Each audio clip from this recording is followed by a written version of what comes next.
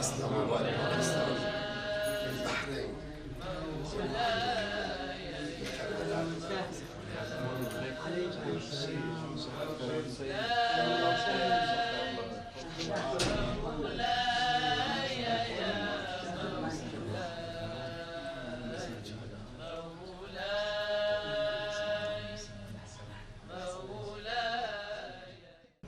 اعوذ باللہ من الشیطان الرجیم، بسم اللہ الرحمن الرحیم۔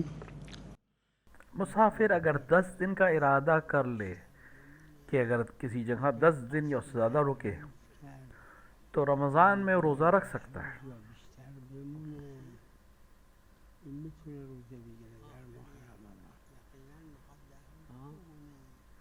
اگر یقین ہے کہ 10 دن رکے گا تو روزہ رکھے گا،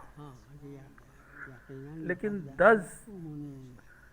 اس 10 دن کے درمیان کہیں بیچ پہ چلا گیا کسی اور دوسرے شہر میں، اگر نکل گیا اور دوبارہ اسی شہر میں لوٹ آیا تو پھر دوبارہ اسے 10 دن کا ارادہ کرنا پڑے گا پھر سے، وإلا روزہ نہیں رکھ سکے گا، مسافر ہو جائے گا۔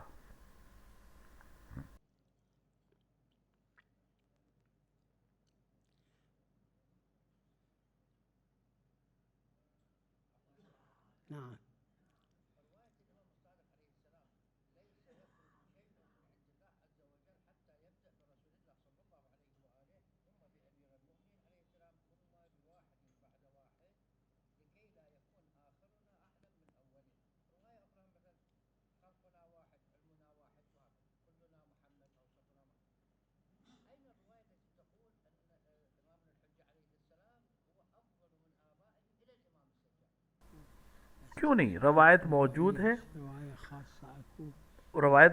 ہے جس میں امام،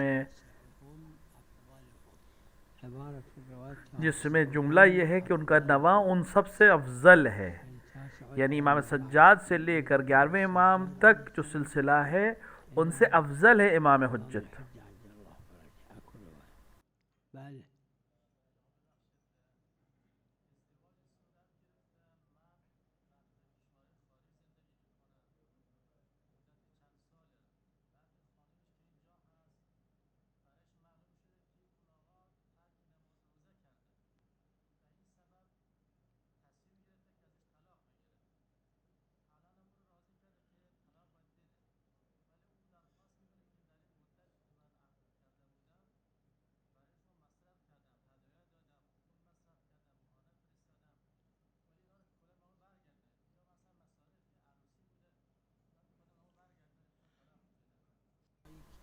دیکھیے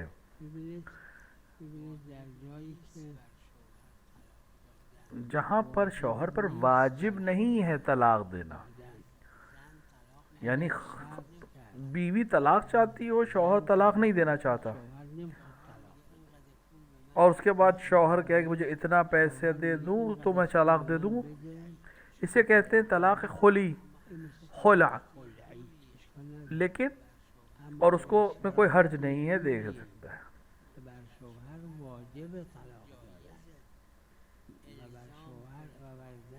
لیکن اگر کوئی ایسا مسئلہ ہو کہ جہاں پر شوہر پر واجب ہو جائے، یعنی شوہر حق ادا نہ کر رہا ہو اور خاتون اس سے نجات کے لیے طلاق چاہتی ہو، تو پھر وہاں پر دوسرے مسئلہ، اگر طلاق خلا ہے تو وہاں عیب نہیں ہے مرد کے لیے پیسے مانگنا، لیکن اگر خلا نہیں ہے تو شوہر پیسے کا یا کسی چیز کا مطالبہ نہیں کر سکتا۔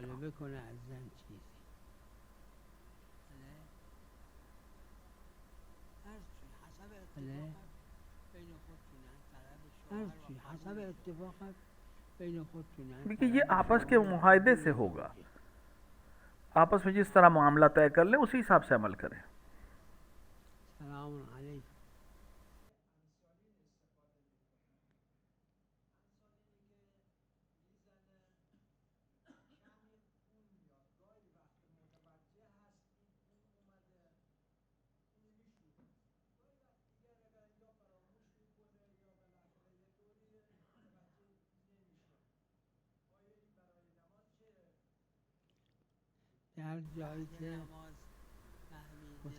جہاں متوجہ نہیں ہوا اور نماز کے بعد وہ متوجہ ہوا کہ اس کا لباس خون سے آلودہ تھا تو اس کا نماز صحیح ہے، یہ نماز صحیح ہے. لیکن ہاں نماز سے پہلے متوجہ تھا کہ لباس میں خون ہے لیکن بھول گیا اور نماز اسی لباس میں پڑھ لی تو وہ نماز پھر سے پڑھنی پڑے گی. وعلیکم السلام.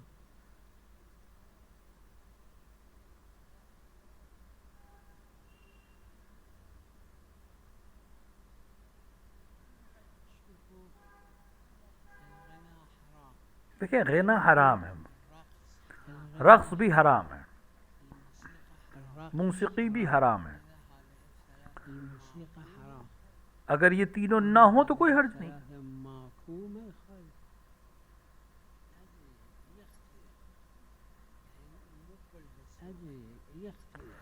دیکھیے اگر اس کو غنا کہتے ہیں تو جائز نہیں ہے، اگر اسے موسیقی کہتے ہیں تو جائز نہیں، اگر اسے رقص کہتے ہیں تو جائز نہیں. السلام علیکم.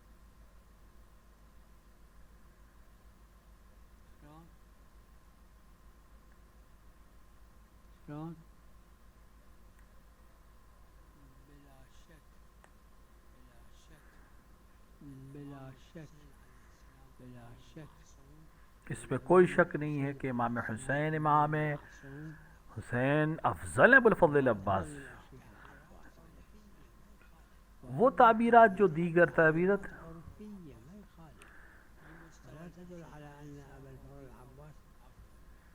وہ تعبیرات عرفی تعبیرات نہ کہ امام حسین کے مقابلے میں ابوالفضل عباس کی کوئی فضیلت کو بیان کیا جا رہا ہے یا مقابلہ ہے آپس میں کوئی.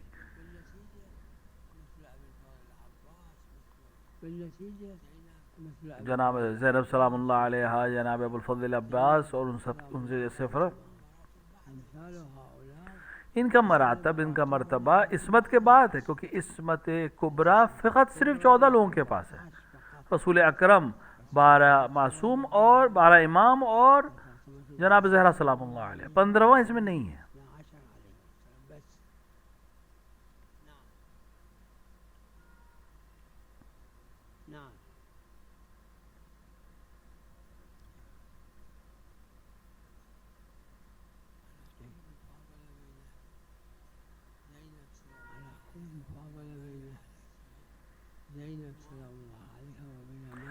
جناب مریم اور جناب زینب کا تقابل کرنا کوئی صحیح چیز نہیں، ایسا نہیں کرتے.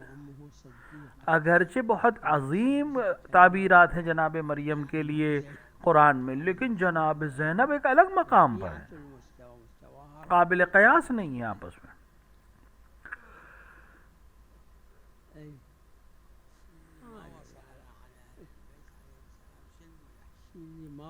اور جو چیز ہم کو اہل بیت سے نہیں ملی ہے اس سلسلے میں ہم کیا بیان کر سکتے ہیں؟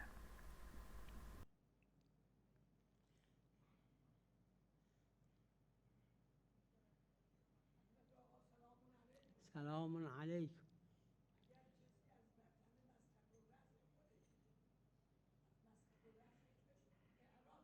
بله بله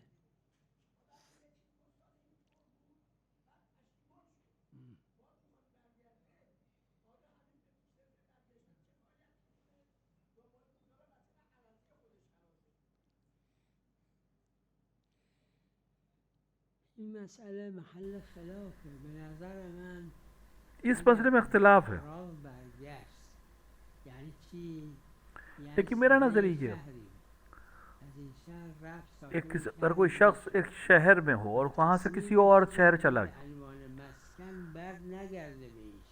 اور یہ ارادہ کر لے کہ اب وہ یہاں واپس لوٹ کے نہیں آئے گا رہنے، تو یہ اعراض ہے، اپنے وطن کو چھوڑ دینا ہے.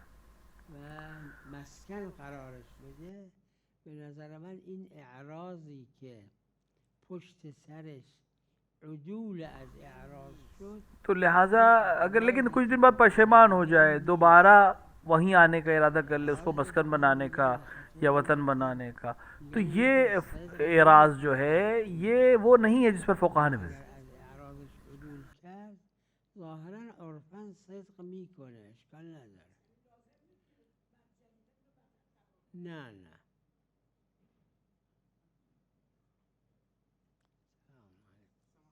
أهلا وسهلا.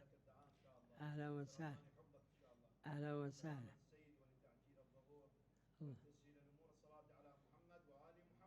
اللهم صل على محمد. نعم.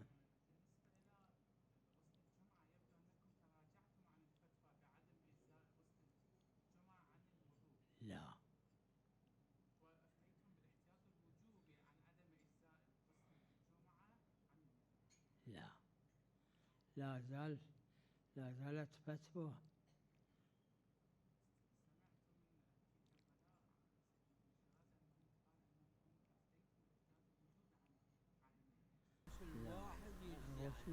دیکھیے صرف ایک غسل ہے جو وضو سے انسان کو مستثنا کر دیتا ہے، اور وہ ہے غسل جنابت. اس کے علاوہ باقی جو اغسال ہے وہ نماز کے لیے یعنی وضو کی کفایت نہیں کرتے. أي وضوء أنقى من الغسل. إيه بل ظاهرا إعراض من المشهور قديما وحديثا.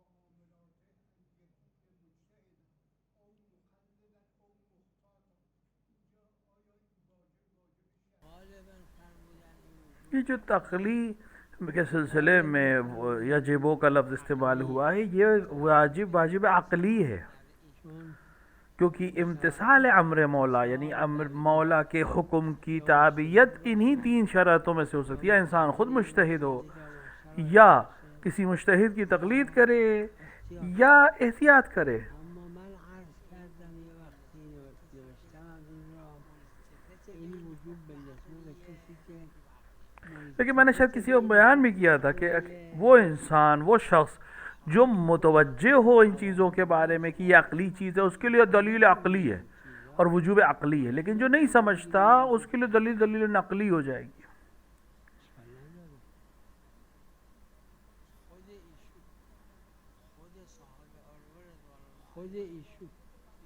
خود صحابه عروه رضوان الله علیه توی مسئله بعد اور فرموده که اب خود صاحب عروہ نے بھی بیان کیا کہ عوام جو ہے وہ تشخیص نہیں دے سکتی ہے مسائل کو، احتیاط کے مسائل کو. احتیاط چیه این یا مجتهد باشه که بفهمه احتیاط یعنی چیکار بکنه. خیلی جهات هست کیونکہ بہت سی جگہ تزاحم ہے، بہت سی جگہ تعرض ہے، لہٰذا وہاں احتیاط کا موقع ہے. احتیاط در مسئله فرعی کبھی تعارض ہے، یا گاهی تعارض احتیاط بین مسئله اصولی و مسئله فرعی. لہذا خود صاحب عروہ نے بھی چند مسئلوں کے بعد اس کو فرموده تشخیص موارد احتیاط عام انسان کے لیے عامی سخته. بله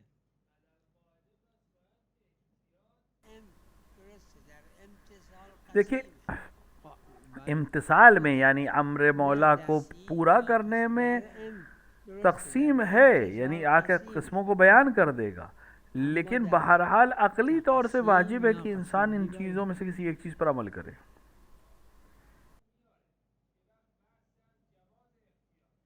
بله بله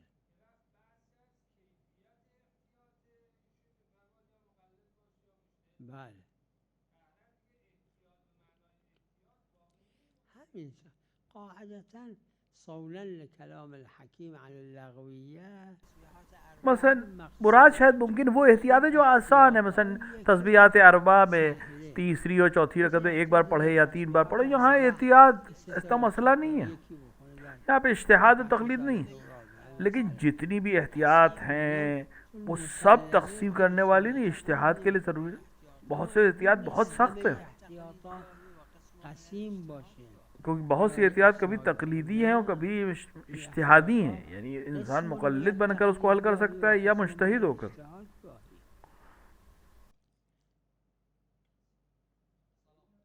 سلام علیکم. بفرمایید.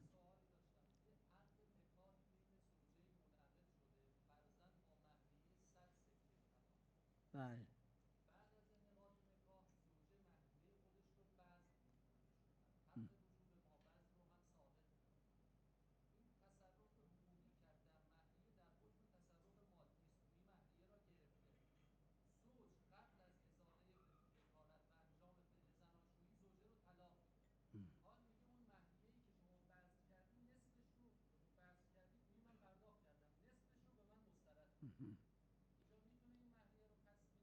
چرا نه؟ دیکھیے جب بذل کیا یعنی بدلا کسی چیز کو تو ساقط ہو جائے گا دوسری اصل. البذل این شرط اسقاط گرفتن نمیخواد. دیکھیے بذل جو ہے عقد نہیں ہے کہ سامنے والا قبول کرے، بذل یہ ہے کہ جب زوجہ نے بذل کیا یعنی پھر اب شوہر کی گردن میں کچھ بھی نہیں ہے.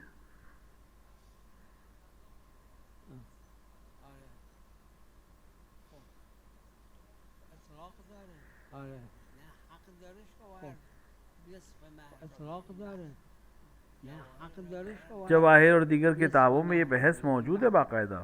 جواهر اینا دارن مطرح کردن فقها. چی؟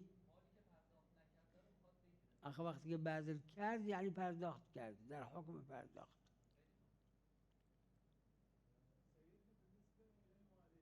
نعم. ای ای بلی لا فرق. العمودان جو الوالدان والاجداد والجدات اولاد ہے یا اجداد ہیں سواء ذکور او اور اسی طرح دادا دادی پوتا پوتی یہ سب یعنی شنو مثلا هذا مو ارث التفاضل. سب کے سلسلے میں انسان کے اوپر یہ ہے کہ ان کی کفالت کرے جس حد تک وہ محتاج ہیں. اکثر من الاب لازم اکثر ينطوه. اذا الاب يحتاج اكثر من الام. دیکھیں کھانے میں اور کھانا پینا لباس میں اور رہنے کی جگہ تو اس کو عمودین یعنی یہ جو سلسلہ ہے باپ دادا پردادا اور ادھر سلسلہ جو نیچے ہے بیٹا اور اولاد کی اولاد اور اس کی اولاد، ان میں ایک دوسرے کا خیال رکھنا ضروری ہے. اب حسب ضرورت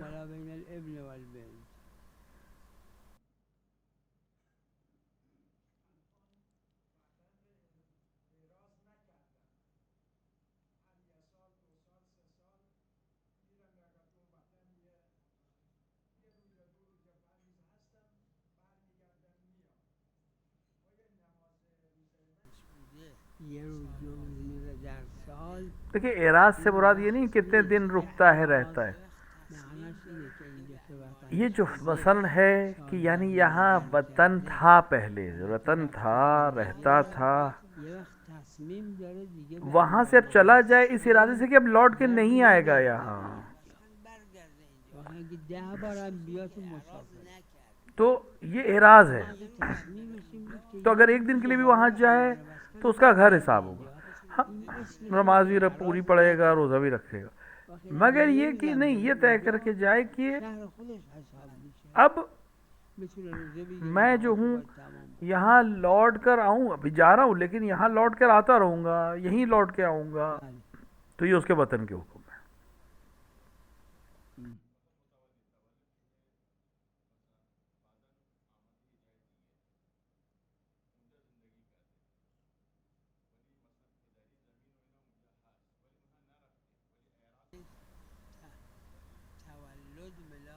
دیکھیے پیدا ہونا معیار نہیں ہے.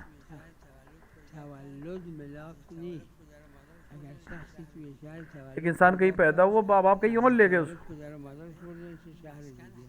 جہاں پیدا ہوا وہ مسکن نہیں ہے، لیکن ایک شہر میں پیدا ہوا وہیں رہا اسی شہر میں 1-2 سال نہیں کئی سال بڑا ہوا اسی شہر میں، یہ ہو گیا اس کا مسکن. بزرگ اب اگر وہاں سے کہیں گیا، این میشه مسکن. اگر اس کے ارادہ یہ کہ وہ لوٹ کر یہیں آؤں گا، یہیں رکوں گا، تو یہ اعراض نہیں ہوا ہے. مسکن اونجا بمونه. لیکن اگر ایسا کوئی ارادہ نہیں رکھتا ہے کہ لوٹوں گا اور یہیں مسکن بناؤں گا، یہیں رہوں گا، تو یہ اعراض وطن ہے. مسکن اونجا بمونه این اسمش اعراض. زمین ہونا، گھر ہونا، اس سے کوئی فرق نہیں پڑتا. داره یا نداره هیچ فرق نداره. نه نه. البتہ روایت ہے لیکن، اور بعض فقہاء نے اس پہ عمل بھی کیا، لیکن جو مشہور ہے فقہاء میں وہ یہ کہ اس روایت پہ عمل نہیں کیا. اینی که به این روایات عمل اس کو ایک قضیہ خارجیہ، یعنی کسی خاص مورد میں امام نے اس بات کو کہا ہے، سب کے لیے. این در مورد خاص مشہور فقہاء کے درمیان یہ کہ جہاں انسان نے اعراض کر لیا وہاں روزہ اور نماز پوری نہیں ہے، کرد قصر ہے. نماز روزش تو اونجا تو رمضان میں بھی چاہے تو روزہ نہیں رکھ سکتا. قصره و روزش هم باید بخوره در ماه رمضان. اب اس کا مسکن نہیں حساب ہوگا، و مگر یہ کہ ارادہ رکھتا ہو کہ یہیں لوٹ کے آئے گا. نمیشه.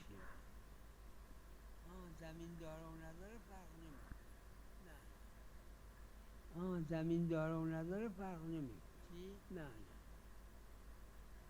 زن و بچه‌ش هم اونجا ساکن بودن اول. زن و بچه‌ش هم اونجا ساکن بودن اول. اگر اس کی بیوی بچے اسی شہر میں رہتے تھے، اسی جگہ ان کا وطن حساب ہوتا تھا، تو وہ اس کا بھی حکم، وَإِلَّا وہ اپنے حساب سے عمل کرے گی.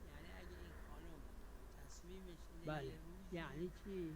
یعنی اگه این خانم تصمیمش اینه یه روزی اگر برگرده به شهر پدر و مادرش ساکن بشه، ولو اگر خاتون یہ ارادہ کر لے کہ نہیں میں لوٹ کے اپنے ماں باپ ہی کے شہر میں رہوں گی، چاہے شوہر سے طلاق لے کے رہنا پڑے یا شوہر کو راضی کر کے رہنا پڑے، تو اس نے اعراض نہیں کیا، برگرده و به عنوان تو پھر وہ چاہے ایک دن کے لیے لوٹ کے آئے، اس نے اعراض نہیں کیا. لیکن اگر ایسا ارادہ نہ ہو تو اعراض ہے.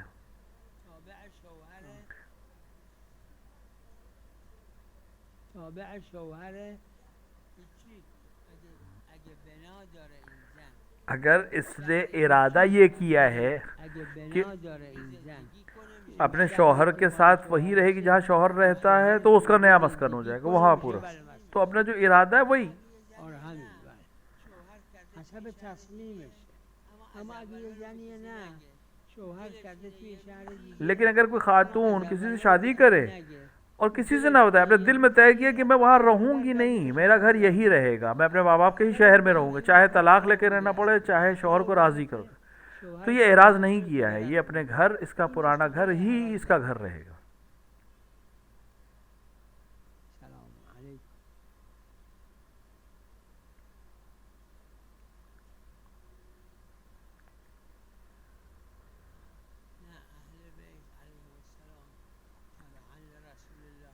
نه اهل بیت علیهم السلام تبعا لرسول الله صلی الله علیه اہل بیت دو چیزوں کے بہت زیادہ عمل کرتے تھے، ایک امامہ پہننا اور ایک ابا، یہ رسول کی تعصیب ہے. ملتزم بود و بین امیر المومنین بھی اسی طرح اور باقی ائمہ بھی اسی طرح. همینجور صلوات الله علیه بقیه ائمه همینجور و بعدها هم اور بنی امیہ اور بنی عباس بھی اپنے آپ کو پیغمبر سے نسبت دینے کی کوشش کرتے تھے، لہٰذا وہ بھی امامہ پہنتے تھے اور ابا پہنتے تھے. وَإِلَّا اہل بیت پیغمبر کی تعصیب میں پہنتے تھے، کیونکہ وہ چاہتے تھے کہ اپنے آپ کو پیغمبر سے نسبت دینا چاہتے تھے، بنی امیہ اور بنی عباس، لہٰذا وہ پیغمبر کی نقل میں پہنتے تھے.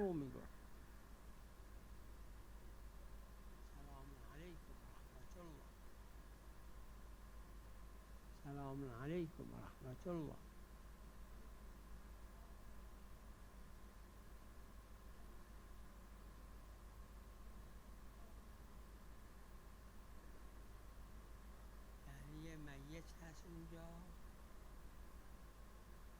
یعنی یه میت هست اونجا در اغسال اجماع هست در اغسال غسل میں تداخل ہے، بس ایک انسان کے اوپر غسل جنابت بھی ہے، غسل مس میت بھی ہے، روز جمعہ بھی ہے، غسل جمعہ بھی کرنا چاہتا، ایک غسل کرے گا، سب کی نیت کر لے کافی ہے.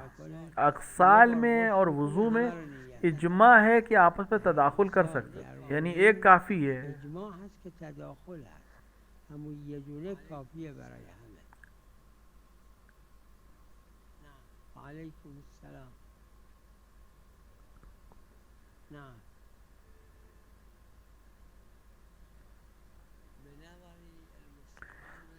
دیکھیں جو دلائل ہیں اس سے میری نظر میں آیت الکرسی وہی ایک آیت ہے، آیات الکرسی نہیں، آیت الکرسی ہے، ایک آیت ہے واحد، وہی آیت وَهُوَ الْعَلِيُّ الْعَظِيمُ تک آیت الکرسی ہے. لیکن بعض روایات میں بعض موارد میں کہا گیا ہے کہ بعد کی 2 آیتیں بھی پڑھے جائیں، ہم فیہا خالدون. اگر جہاں روایت ہے وہاں پڑھنا پڑے گی، وَإِلَّا خود اگر خالی آیت الکرسی پڑھنے کا کہیں پر حکم ہے تو وہ ایک پہلی آیت کافی ہے. یعنی جہاں موارد میں روایت نے کہا ہے کہ اس مورد میں 3 آیتیں پڑھیں وہاں پڑھنا ضروری ہے، وَإِلَّا ایک آیت کافی ہے آیت الکرسی کے عنوان سے.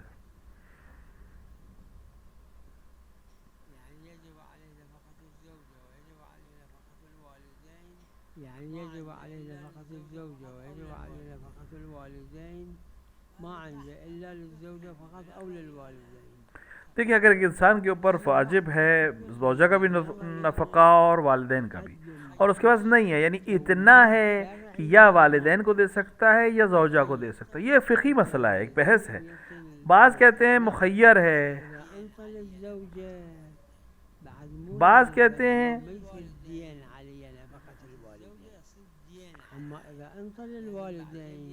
تو اگر وہ بعض کہتے ہیں کہ نہیں کسی ایک کو دے دے کافی ہے، بعض کہتے ہیں نہیں اگر اس نے والدین کو دیا تو زوجہ کا نفقہ اس کی گردن پہ قرض کے طور پر باقی رہے گا، لیکن اگر اس نے زوجہ کو دے دیا تو والدین کا نفقہ قرض کے طور پر باقی نہیں رہے گا گردن پہ.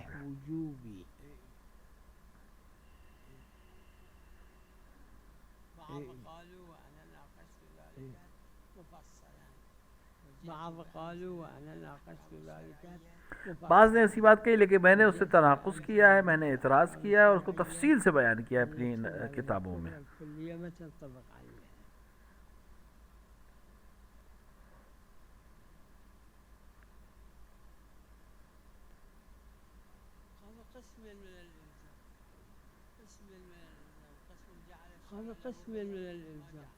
دیکھیں شریعت نے کہیں کہیں پہ بدل قرار دیا کہ مثلا یہ نہیں تو یہ، تو وہاں ایک الگ بحث ہے، لیکن کہیں پر جہاں پر نہیں بیان کیا ہے کہ یہ اہم ہے یا دوسرا اہم ہے وہاں انسان مخیر ہے، اختیار ہے اس کے پاس.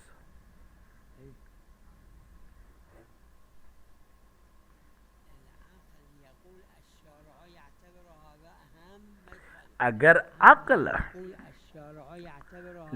عقل کہے کہ شارع اس کو اہمیت دے رہا ہے، مہم سمجھتا ہے، تو کافی نہیں ہے کہ ہم اس کو شرعی بھی مان لیں.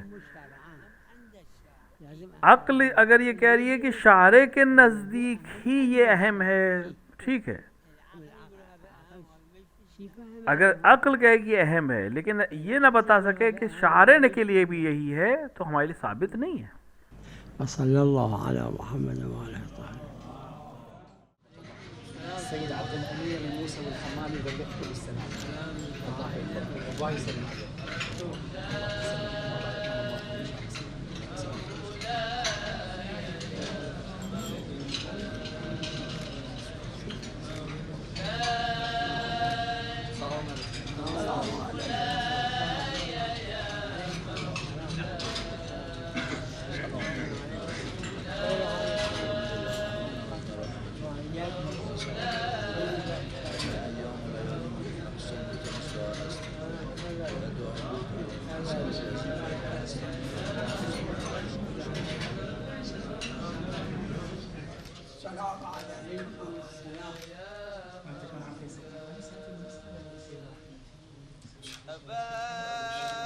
حزني